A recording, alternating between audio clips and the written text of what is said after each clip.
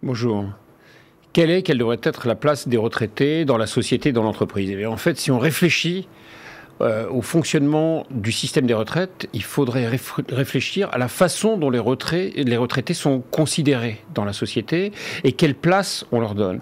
Et en fait, on voit que lorsque le système des retraites a été instauré en 1946, eh bien, les conditions n'étaient pas les mêmes qu'aujourd'hui. Qu'en était-il? D'abord, on démarrait les carrières beaucoup plus jeunes, on avait moins de 17 ans en moyenne, alors qu'aujourd'hui on a plus de 21 ans.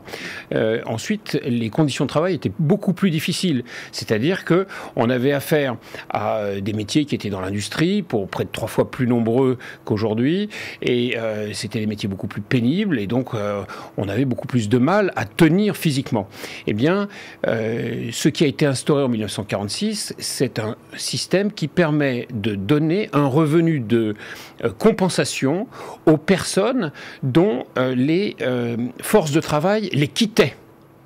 Alors qu'aujourd'hui, qu'en est-il? Quand on part à la retraite et qu'on a démarré beaucoup plus tard sa carrière, et qu'on est en forme, qu'on a fait des études, que l'on a pu réfléchir, parce que les études, ça donne un travail et des carrières à caractère beaucoup plus intellectuel, donc le travail n'est pas physique comme il était à l'époque, il est intellectuel, et alors on a accès à plus de savoir, plus d'expérience, plus de recul, on comprend mieux les choses, et donc finalement quand on va à la retraite aujourd'hui, on est beaucoup plus en forme qu'à l'époque.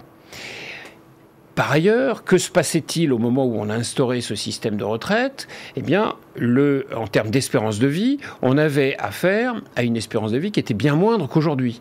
Elle était, tenez-vous bien, de l'ordre de 65 ans. Et quand on a instauré le système de retraite, on a dit l'âge de départ à la retraite, c'est 65 ans. Donc on avait déjà une chance sur deux de ne pas y arriver. Et donc aujourd'hui, avec la réforme de 1980 qui fait passer la retraite de 65 à 60 ans, eh bien, on a une espérance de vie qui n'est plus de 65 ans, mais qui est pour les femmes de 86, pour les hommes de 79,5. D'ailleurs, il y a là une inégalité qui n'est pas liée à la biologie, puisqu'on voit que cette inégalité tend à se réduire avec le temps. Donc ça veut dire que la pénibilité disparaissant progressivement, eh bien, les hommes vont avoir une espérance de vie qu'ils vont pouvoir rattraper progressivement sur les femmes. Donc avec une espérance de vie qui s'est accrue, mais surtout, de plus, on voit une espérance de vie en bonne santé. Lorsqu'on atteint l'âge de 65 ans en bonne santé, aujourd'hui, on a plus de 10 ans en moyenne d'espérance de vie en bonne santé. C'est-à-dire qu'on a alors ses pleines capacités physiques, ses pleines capacités intellectuelles, on a le recul du sage, et c'est fantastique parce que on a, à partir de l'âge de 60 ans, donc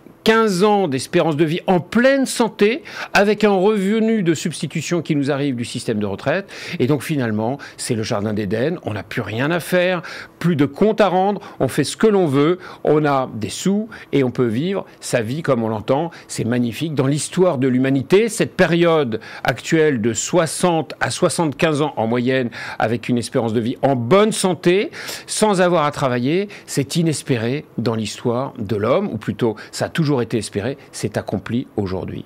Que font les retraités de cet âge d'or et dans ce jardin d'Éden? Eh bien, il y a plusieurs sortes de retraités. Il y a ceux qui poursuivent une carrière professionnelle, il y a ceux qui ont une activité intellectuelle sur des sujets qui les intéressent, ils se mettent à faire de la peinture, de la lecture, à faire des voyages, parfait. Et puis, il y a ceux qui s'engagent dans l'activité sociale ou professionnelle, qui peuvent continuer un engagement syndical, qui peuvent prendre des mandats politiques. Et puis enfin, il y a ceux qui ne font rien, qui entrent dans l'oisiveté.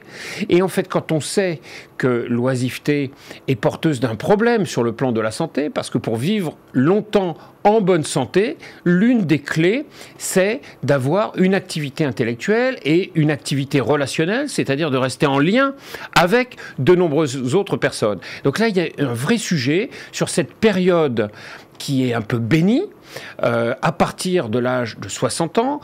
Que faire de ce temps? C'est le moment où on peut remplir une fonction qui n'existe pas dans la société, qui n'existe plus, qui est celle du juste. Dans la société, qui peut dire ce qui est bien et ce qui est mal?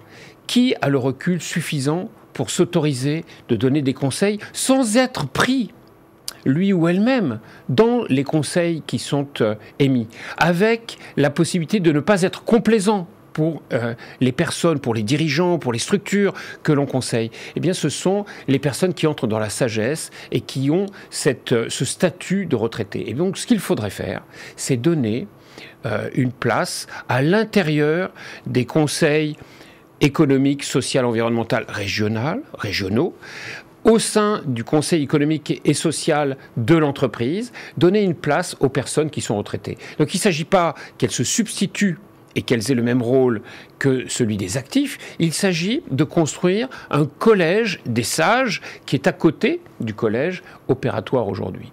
Et de façon à ne pas venir corrompre la capacité de nos aînés à rester légitimes, parce que le monde évolue vite, parce que nous sommes avec des jeunes qui ne voient plus de légitimité en personne, c'est-à-dire les acteurs politiques, on n'y croit plus, les acteurs de l'entreprise, on a du mal, les acteurs syndicaux, on voit qu'il y a une perte de syndicalisation, et donc finalement, il ne s'agit pas de dire les retraités savent tout sur tout, donnons-leur les clés du juste, mais permettons-leur d'avoir une place, d'occuper une place, et parallèlement, on peut construire un deuxième collège à l'intérieur de ces conseils économiques, sociaux régionaux et à l'intérieur du conseil économique et social de l'entreprise, qui est le collège des jeunes, qui sont avec un regard plus candide, qui arrivent avec peut-être plus de naïveté, peut-être aussi plus d'imagination, moins de barrières mentales, et qui ont la capacité d'aider à créer, à inventer, à dire des choses qui ne sont dites nulle part. Et donc, il nous faut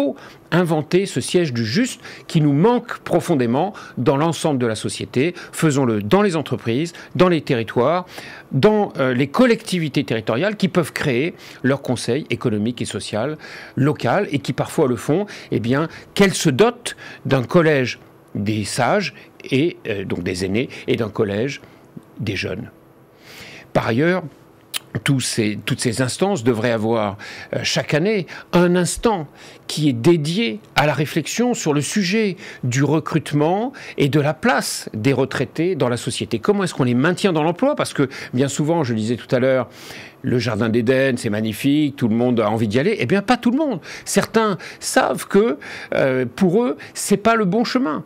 Et donc, certains n'ont pas envie de partir en retraite, et pourtant, certains de ceux-là sont presque chassés du travail progressivement. On les met à l'écart, on leur dit, reste chez toi, on n'a plus besoin de toi, tu vas au rencard. Alors que ce sont des acteurs qui ont de l'expérience, qui ont du savoir-faire. Comment est-ce qu'on fait pour qu'ils puissent transmettre toute cette expérience, tout ce savoir, ce savoir-être, ce savoir-faire, sous forme de tutorat, sous forme de, que sais-je, à l'intérieur de l'entreprise. Et donc là, il y a un sujet de réflexion à opérer dans toutes les organisations. Et donc, pour donner une réalité à tous ces engagements citoyens, que ce soit ceux des aînés, ceux des plus jeunes, eh bien, il faut organiser la mémorisation de ces pratiques citoyennes, du temps consacré à ces pratiques citoyennes, dans un CV citoyen qui permet d'articuler le temps passé, de le valoriser, ensuite de pouvoir éventuellement entrer dans une négociation sur la valeur des points retraite, sur l'âge pivot,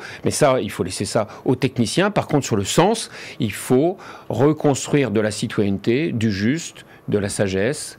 Et donc ça se fait à travers l'instauration d'un siège du juste. La place des retraités dans la société et dans l'entreprise, c'est d'être dans le siège du juste qu'il faut construire.